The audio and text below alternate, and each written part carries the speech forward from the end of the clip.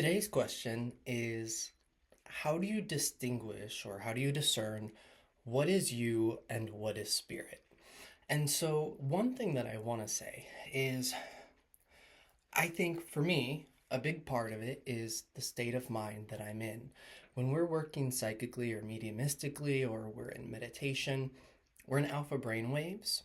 And for me, at least, there is a distinct sensation. It's a very subtle difference, but there is uh, a slight, I want to say slowness, but a slight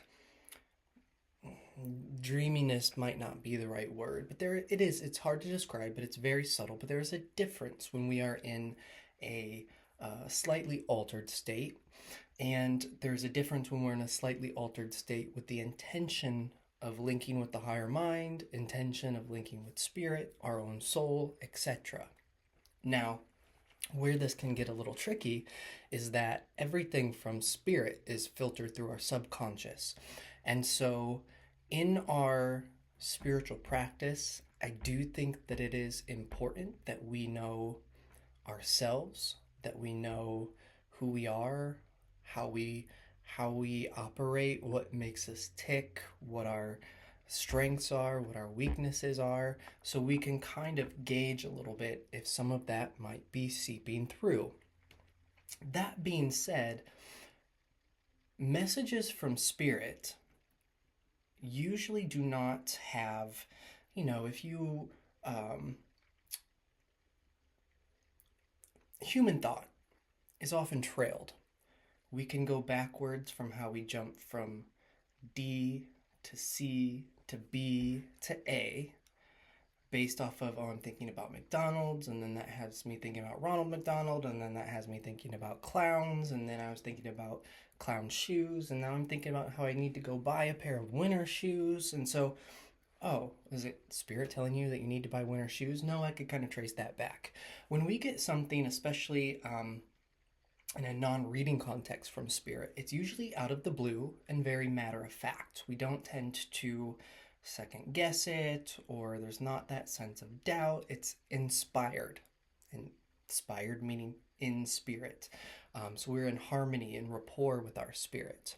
In the context of a reading, though, there can be sort of a trailed element. We're following the thread of information that comes through, and that's where a big degree of trust kind of comes in. But the other thing that I will say, because I think the question was partly in regards to for ourselves, discerning for ourselves, insight from spirit does not seem to have an emotional charge to it.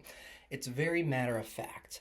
And oftentimes people will confuse the voice of worry and anxiety with, oh my gosh, is this a message or warning from spirit? So spirit doesn't peddle in the fear department.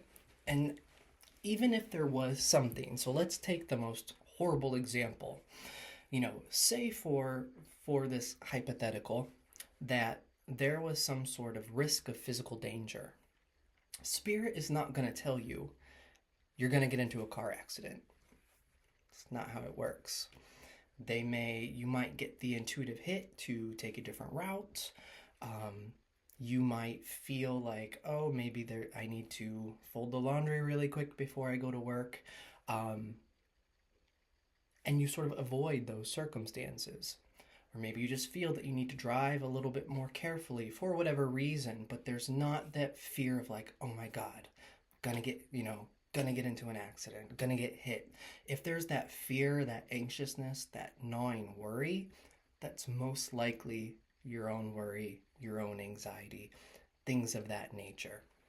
Spirit is, as I said, not in the business of peddling fear, not in the business of making choices for ourselves, not in the business of controlling us in any way, flattering us in any way. On the flip side of that, they're not interested in putting us down in any way. In the context of a reading, though, one of the things that was mentioned by the asker of the question had to do with preconceived ideas. And I guess my advice would be we can't help what we already know, so we should disclose if there is anything that we already know.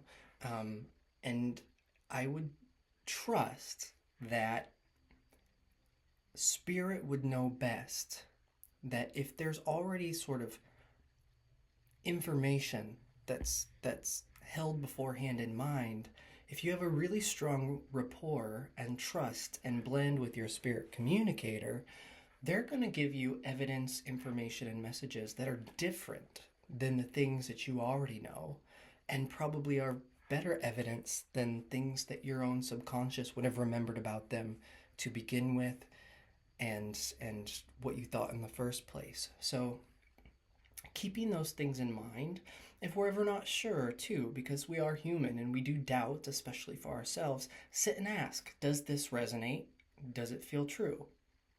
Sometimes you can even imagine that you're holding the two possibilities in your hand.